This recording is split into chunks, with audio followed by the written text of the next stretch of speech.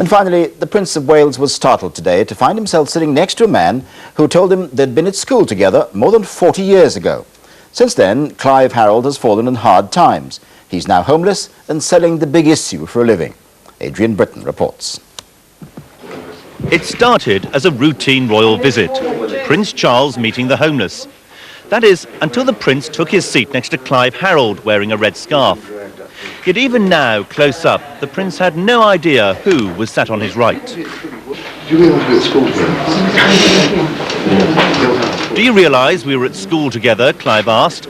Royal astonishment, followed by laughter. As Clive said, they'd been classmates for over 40 years. Now a prince and a pauper chatting about their old school days. Mrs. Townsend used to make me laugh, recalled the Prince, the schoolmistress who gave him sweets. He didn't remember Clive, but that didn't stop them reminiscing. The idea that we would meet 44 years later, and I'd be on the streets and he'd be obviously where he is now, it was strange. Prince Charles spent several years at Hill House School in London, where Clive says they played sports together.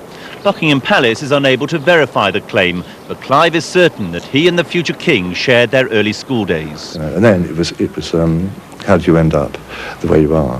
And I said, well, life has its twists and turns. As you well know, the moment I said it, I thought, oh, God, you know. But he said, yes, I do know.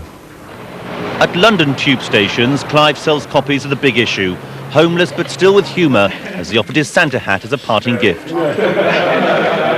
Adrian Britton, News at 10.